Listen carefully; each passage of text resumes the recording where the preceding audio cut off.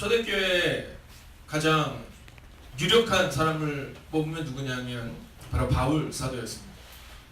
근데 이 바울 사도를 향해서 공격하는 그 문구가 하나가 있었어요. 저도 늘 기도합니다. 하나님, 저는 어떤 목사가 되어야 될 것인가. 여러분, 그 당시에 말씀을 잘 전하는 사람들이 많이 있었거든요. 근데 바울을 향해서는 뭐라고 말하냐면 이렇게 말했습니다. 그가 글은 잘 쓰는데 그 설교는 참 형편없는 사람이다, 이런 평가가 있었습니다. 여러분, 그 당시에 초대교회 시절에 목회자들에게 욕이 하나가 있었습니다. 그 욕이 뭔지 아십니까? 네, 이런 욕이었어요. 목회자한테 이렇게 얘기한 겁니다. 당신 바울 사도처럼 설교 잘하세요, 이렇게 얘기했던 겁니다. 얼마나 바울 사도가 설교를 못했으면 그 초대교회 사람들이 뭐라고 얘기하냐면 당신 바울 사도처럼이나 설교하세요, 이렇게 얘기했다는 거죠. 자, 그럴 정도로 이 바울 사도의 이 설교의 능력은 그렇게 많지 않았다는 겁니다. 근데 왜? 글로 볼 때는 참 훌륭한데 눈으로 볼 때는 능력이 나타나지 않았음에도 그럼에도 왜 이 바울이 그 위대한 사도가 될 수 있었느냐? 오늘 성경은 우리 가운데 그것을 보여주고 있다는 겁니다. 바울이 말이 유창하고 바울이 건강이 탁월했던 것이 아니라 여러분, 그에게는요 건강에 약함이 있었어요. 그래서 그가 뭐라고 말하면 나에게 있어서 이 약함을 좀 떠나가게 해달라고 고백할 정도로. 근데 하나님이 너에게 족하다 말씀하시니까 그 육신의 약함을 평생 가지고 살았던 사람이 바울이에요. 여러분, 설교를 너무 못해서 주변에 있는 사람들이 뭐라고 얘기하냐면 바울 사도처럼 설교하세요 라고 얘기하는 것 자체가 욕일 정도로 그는 능력이 없었던 사람이었다는 겁니다. 그런데 그는 어떻게 하나님의 놀랍고 위대한 은혜를 경험하는 사람이 될 수 있었을까요? 자, 마가복음 12장에 보면 예수님이 성전에 들어가서 관찰하는 장면이 나옵니다. 참 재미있죠. 여러분, 예수님께서 무언가를 유심히 보았다라는 장면이 그렇게 많이 나오잖아요. 자, 이제 나인성의 과부가 아들을 잃고 그 슬픔의 행렬을 지나갈 때 그때 예수님이 이렇게 지켜보세요. 그리고는 그를 살리시죠. 마찬가지로 또한 이 마가복음 12장에 보면 예수님께서 성전에서 사람들 쭉 관찰하는 장면이 나와요. 예수께서 헌금함을 대하여 앉아서 우리가 어떻게 헌금함에 돈 넣는가를 보실세라는 표현을 보면 예수님이 진지하게 관찰합니다.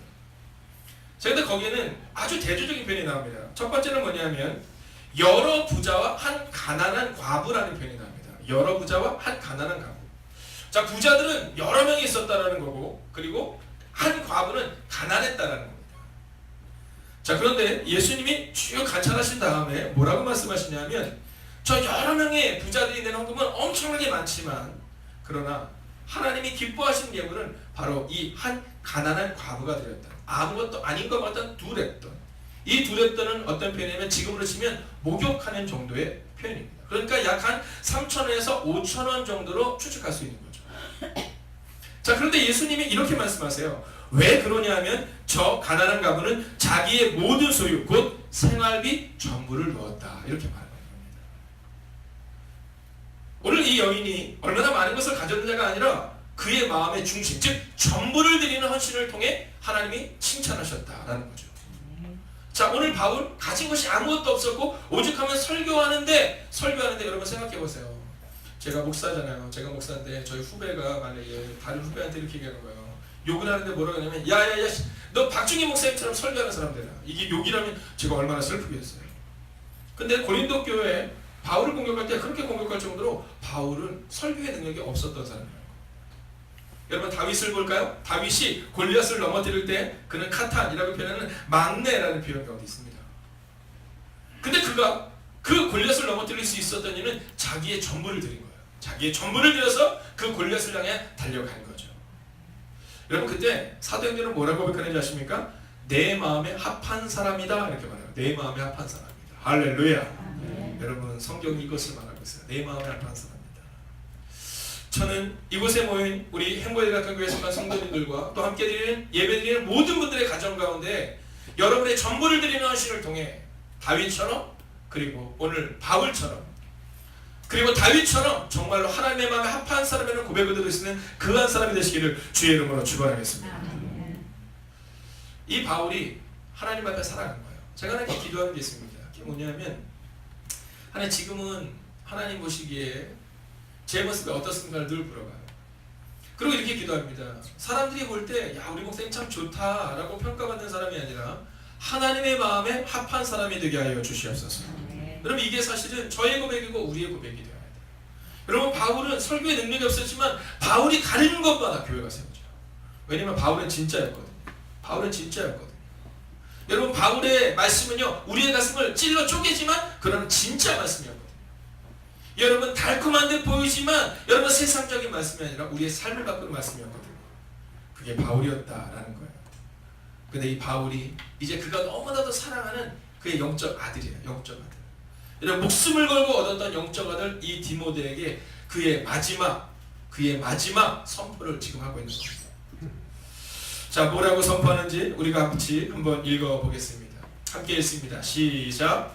그러나 너는 모든 일에 신중하여 고난을 받으며 전도자의 일을 하며 내 직분을 다하라. 아멘. 자, 오늘 이 바울이 이 5절의 말씀을 통해 아주 중요한 것을 이야기해 주고 있습니다. 첫째는 뭐냐면 너는 모든 일에 신중하여라는 겁니다. 신중하여. 자, 이 신중하여라는 표현은 정신을 차리라라는 겁니다. 여러분 정신을 차리셔야 합니다. 여러분 정신을 차려야 그래야 우리의 삶이 바뀔 수 있습니다. 여러분 목사가 목사다워야 정신을 차려야 교회가 세워집니다. 장로님이 장로님답지 않으면 신중하지 않으면 정신을 차리지 않으면 교회가 무너져요. 두 번째는 뭐라고 말하는지 아십니까? 고난을 받으면 이렇게 말해요. 고난을 받으면. 여러분 로마서에 보면 이 바울이 동일한 말씀을 선포하는데 뭐라고 말씀하냐면 하나님의 영광에 참여하기를 원하는 자들은 고난을 받아야 된다라는 거예요. 저는 말하는 거를 별로 그렇게 좋아하지 않습니다. 교회에서도 말을 많이 하는 사람이 있는가 하면 삶으로 살아내는 사람들이 있어요. 그럼 오늘 이 새벽이 왜 은혜스러운 새벽입니까? 여러분 삶으로 살아내는 사람이 우리 주변에 있기 때문에. 여러분 교회는 그런 겁니다. 어느 때 교회가 세워지느냐 하면 고난에 동참하는 자들이 세워질 때 교회가 세워지는 겁니다. 오늘 이 바울이 뭐라고 말해요? 고난을 받으며 이렇게 말하고 있는 겁니다. 예수님이 이렇게 말씀하셨죠? 누구든지 자기 십자가를 지고 나를 따르지 않으면 내 제자가 될 수 없다. 무리는 될 수 있다. 군중은 될 수 있다. 그러나 십자가를 지지 않으면 십자가를 지고 고난에 동참하지 않으면 누구든지 내 제자가 될 수 없다라고 말하고 있다는 겁니다. 그리고 뭐라고 말하는지 아세요? 전도자의 일을 하라라고 말합니다. 전도자의 일을 하라. 이 바울은 아는 것은 많았지만 그러나 말에는 어눌했던 사람임을 성경은 기록하고 있습니다. 그런데요, 이 바울은요 어눌했던 자기의 말에 대한 그런 부담감을 가지고 나아간 것이 아니라 하나님이 함께 하심을 믿었어요. 여러분 모세가 뭐라고 말합니까? 나는 말이 어눌하다라는 거예요. 근데 하나님이 뭐라고 말씀하세요? 야 걱정하지 마라. 내가 너와 함께하면 된다라는 거예요. 사랑하시는 여러분, 지금 한국교회의 전도자들의 비율이 개교회에서 1년에 한 번 이상 전도하는 비율이 얼마 전까지만 해도 30%를 이겼었습니다. 그런데 요 최근에는요 그 비율을 뭐라고 말하냐면 5%에서 7%도 되지 않는다라고 말합니다. 여러분 100명이 있으면 그 중에서 5명에서 7명 정도만 전도한다라는 거예요. 오늘 바울은 우리가 근데 뭐라고 그래? 전도자의 일을 하며, 여러분 우리가 교회에서 주님께 쓰임 받는 것이 어떤 것이냐면 바로 전도자의 일을 하는 것이 바로 주님께 쓰임 받는 거라는 거예요. 그리고 뭐라고 말하는지 아세요? 내 직무를 다하라라고 말해요. 직무를 다하라. 이건 뭐냐면 임무를 다하라라는 겁니다. 임무를 다하라. 할렐루야. 여러분 어떠세요? 이 말씀 앞에 어떠세요? 저는 부끄럽습니다.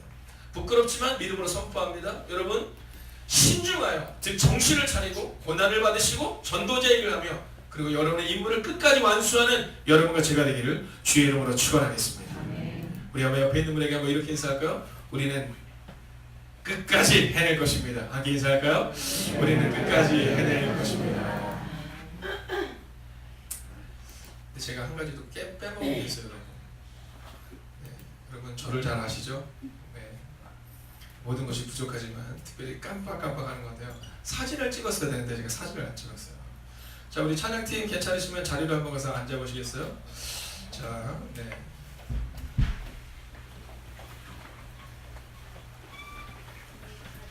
자, 그리고 저 뒤에 우리 아동부는 한번 자리에서 일어서 주시겠어요? 아동부는 전혀 보이지가 않는데. 자, 여러분 제가 해야 될 일을 한번 하도록 하겠습니다. 자, 여러분 제가 한번 사진을 찍을 텐데요. 여러분 모두가 제 여기에 나오는 겁니다. 자, 그러니까 안 나오네요. 자, 한번 손을 들고, 자, 오른손을 들고 한번 화이팅 한번 할까요? 자, 시작해서 화이팅! 화이팅! 네, 좋습니다. 감사합니다. 한 번 더 인사하겠습니다. 이번에는요, 이거 아세요? 이거? 네, 한번 하트 한번 하겠습니다. 자, 쑥스러우신 분도 계시지만 하겠습니다. 하나, 둘, 셋. 네, 감사합니다. 자, 다시 말씀으로 돌아오겠습니다. 했죠? 네. 자, 그런데 오늘 바울이 고백하는 것이 있습니다. 그 다음에 보면 이렇게 말합니다. 자, 함께 읽어보겠습니다. 자, 7절입니다. 함께 읽을까요? 7절 시작. 나는 선한 싸움을 싸우고 나의 달려가기를 마치고 믿음을 지켰으니. 아멘. 여러분, 선한 싸움을 싸우셔야 돼요. 제가 종종 생각해 봅니다. 왜 교회에서 분쟁이 일어날까?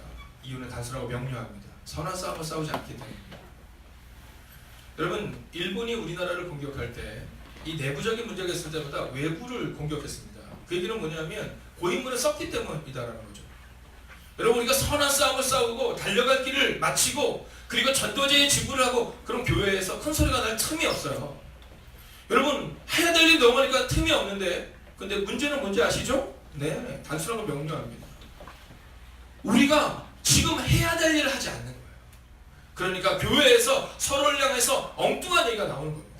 오늘 이 바울을 보십시오. 바울이 걸어갔던 거리가 얼마냐면 약 10,000km라고 얘기합니다. 물론 그보다 더 많겠죠. 그러나 10,000km가 넘는 거리. 여러분, 부산까지 가는 거리가 얼마인지 아시죠? 약 400에서 500km가 채 되지 않아요? 근데 10,000km를 걸어 다녔다. 여러분, 그 위험성을 무릅쓰고 다녔다. 그 길이 얼마나 먼 길이었는지 우리는 알 수 있어요. 그런데 그는 말합니다. 선한 싸움을 싸우고, 그리고 더 중요한 게 뭔지 아세요? 나의 달려갈 길을 마치고. 여러분, 저는요, 우리가 중간에 멈추는 인생 되지 않기를 원합니다. 여러분, 끝까지 가셔야 돼요. 끝까지. 그리고 뭐라고 말해요? 믿음을 지켰으니. 여러분, 이 초대교회 시대에는 많은 사람들이 이 말씀으로 인하여서 시작했지만 그러나 배교하는 경우가 너무 많았습니다. 그 절망의 순간이 너무 많았죠. 그래서 오늘 바울이 그렇게 말하고 있는 겁니다. 나는 믿음을 지켰다라고 말입니다. 여러분, 그리고 나면 어떠한 은혜가 임하는지 아세요? 여러분, 정말 소망하고 여러분 꿈꾸세요. 소망하고 꿈꾸세요. 자, 함께 읽습니다. 시작. 이제 소는 나를 위하여 주곧 의로우신 사단장이 그날에 내게 주신 것이며 내게만 아니라 주의 나타나신 선함하는 모든 자에게. 아멘. 할렐루야. 뭐가 예비되었다고요? 의의 면류관이 예비되었다는 거예요. 근데 그 예비견을 누구한테 준다고요? 나한테 준다는 거예요.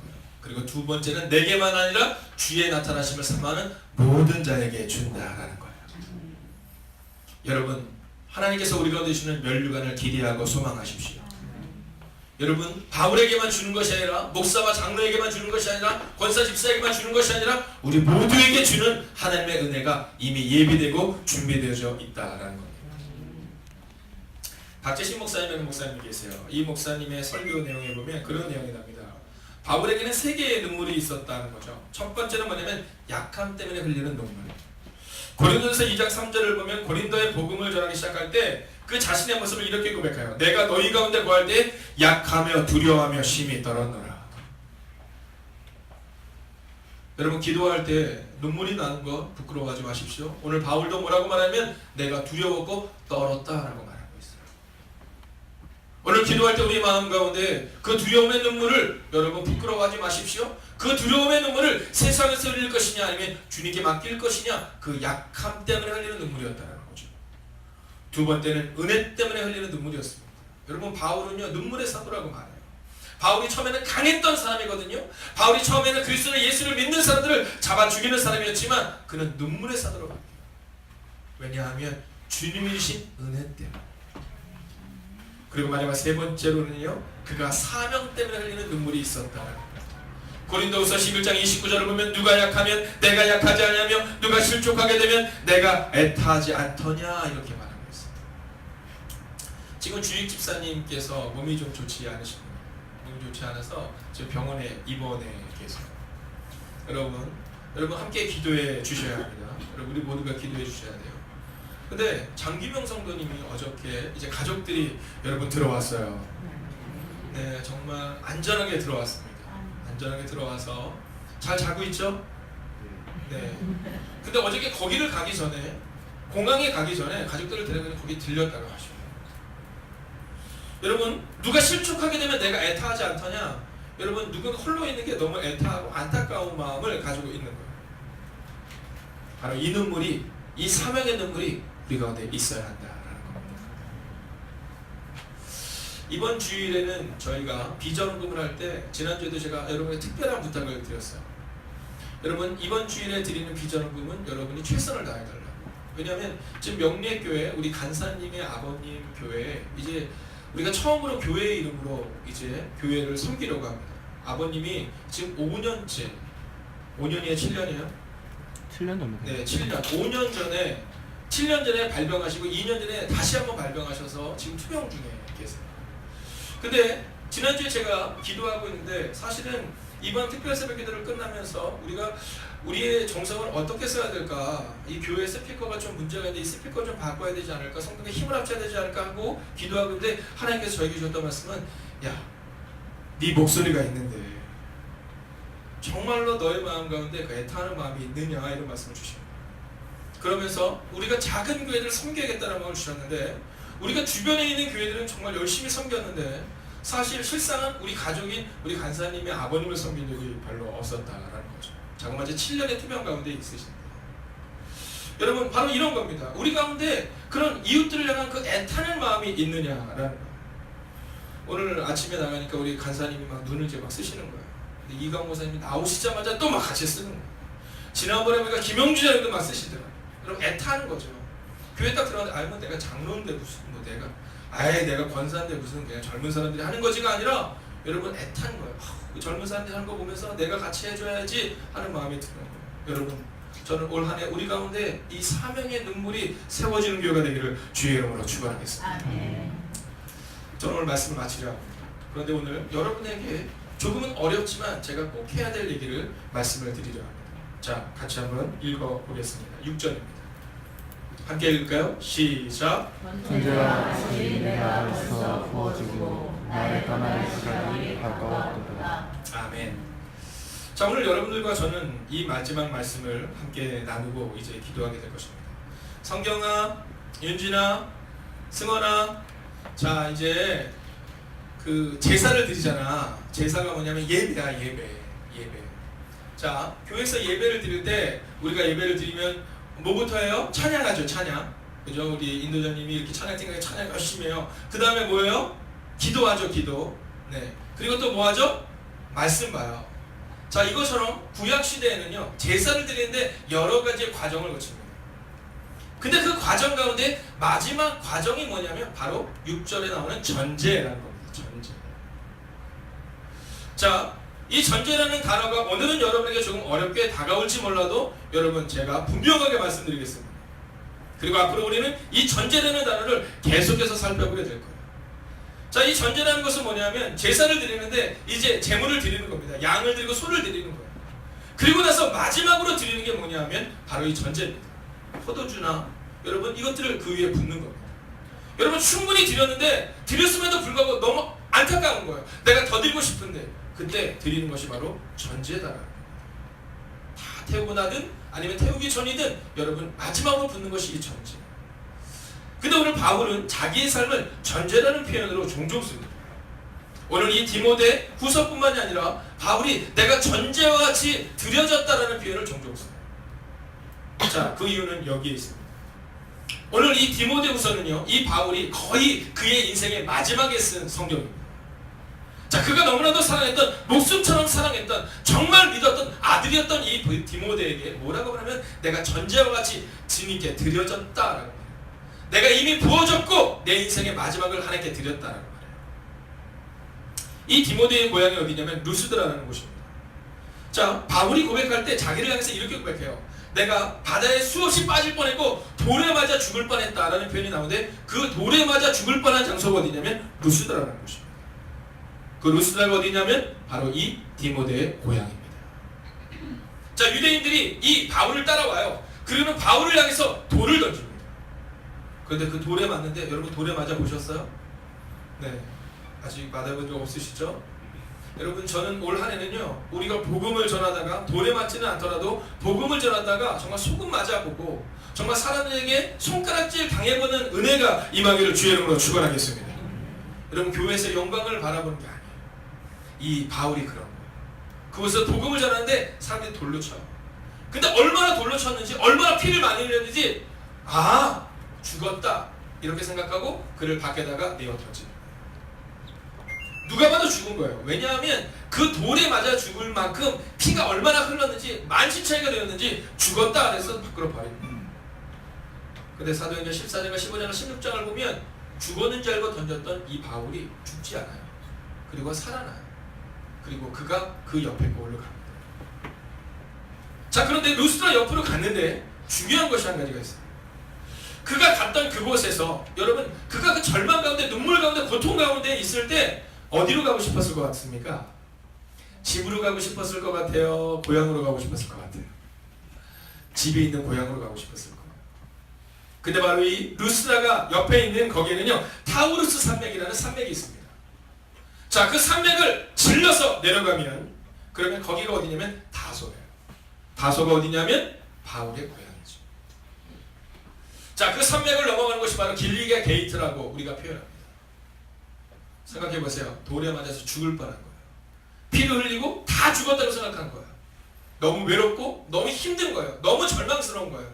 그때 그는 그 길리게 게이트를 통해서 고향 다소로 가서 충분히 휴식을 취할 수 있었어요. 근데 바울의 마음 가운데 사명이 한 가지가 생겨요. 그것은 뭐냐면 내가 루스드라에서 돌을 맞을 때 그 안타까운 마음으로 보았던 그 절망을 보았던 그 나의 제자들이 있는 그곳 루스드라 내가 그곳으로 다시 가야겠다. 내가 다시 가야겠다. 복음을 위해서 가야겠다. 여러분 좋은 교회 다니는 것을 자랑스러워하지 마십시오. 우리의 마음 가운데 내가 지금 복음을 위해서 살아가고 있는 일을 돌아보셔야 돼요. 안정된 곳, 익숙한 곳에 있으면 좋다? 아니 그렇지 않아요. 안정되고 익숙한 곳이 아니라 주님을 위해서 죽을 수 있는 그 루스드라를 우리가 찾아야 돼요. 그는 안정된 다소로 가지 않습니다. 그는 그 루스드라로 가요. 루스드라에서 누굴 만나는지 아세요? 인생의 동반자 이 디모데를 만나는 거예요. 인생의 아들. 근데 왜 디모데가 위대한지 아세요? 여러분 디모데의 엄마가 디모데의 아빠가 디모데의 할머니가 다 봤어요. 바울이 돌에 맞아 죽는 걸 봤어요. 그리고 그 바울이 가서 다시 복음을 전하는 걸 봤어요. 그리고 그 디모데를 데리고 가겠다라는 거예요. 여러분 같으면 보내줄 수 있겠어요? 여러분 같으면 아들 보낼 수 있죠. 그러나 손주는 달라요. 보낼 수 있겠어요? 근데 그때 그 디모데를 믿음으로 보내요. 바울이 다소로 가지 않고 그가 다시 한번 돌에 맞아 죽을 뻔한 사명을 붙들 그 장소로 갔을 때 익숙하고 안정된 곳이었던 다소가 아니라 주님이 원하시는 그곳으로 갔을 때 그는 바로 인생의 동반자 디모데를 만납니다. 그리고 인생의 마지막 순간에 그 디모데에게 이렇게 말하는 거예요. 내가 전제로 내 모든 것을 드렸다라고 말합니다. 우리 모두에게는 인생의 마지막 때가 올 겁니다. 그때 좋은 교회 다녔다라는 것, 좋은 권사여 장로여 목사였다라는 것을 자랑하는 사람이 아니라 오늘 이 디모데처럼 전부를 드리는, 이 바울처럼 전부를 드리는, 다윗처럼 어리다 할지라도 가진 것이 없다 할지라도 전부를 드리는 그 전부를 드리는 헌신을 통해 그리스도의 나라가 세워졌다는 사실을 잊지 마십시오. 올 한 해를 살아갈 때 안정된 것을 찾지 마십시오. 복음을 위해서라면 내가 용기를 가지고, 복음을 위해서라면 내가 가고 싶지 않은 루스드라일지라도 내가 그 한 영혼을 향해 가겠다는 믿음으로 그렇게 오늘을 살아낸 여러분과 제가 되기를 주의 이름으로 축원하겠습니다. 우리가 함께 주가 보이신 생명의 길 우리가 이 찬양을 드릴 텐데 여러분 용서하십시오. 제가 믿음으로 선포할 때 오늘 여러분들이 복음을 전하면 그러면 여러분에게 고난이 다가올 수 있습니다. 그러나 여러분 하나님은 분명히 우리를 향한 멸류관을 준비합니다. 만약 바울이 내가 다소로 다시금 돌아갔다면 그는 그 다소에서 안정된 삶을 살았겠지만 인생의 동반자였던 믿음의 아들 디모데를 만나지 못했을 거예요. 오늘 우리에게 주님이 말씀하세요. 네가 좋은 교회 다니는 것으로, 네가 좋은 목사, 장로, 권사로 만족하지 말고 너의 인생을 전제로 드릴 수 있는, 다 드리고 나서도 너무나도 안타까워 그 위에 부어드리는 너의 삶 전부를 드릴 수 없게 되고 주님을 부르세요. 여러분 지금 이 순간 여러분에게 절망의 골짜기를 지나는 분이 있다 할지라도 믿음으로 고백하세요. 주님, 이 절망의 골짜기를 지나고 눈물의 골짜기를 지나면 주님이 나를 세우실 줄로 믿습니다. 함께 찬양할까요?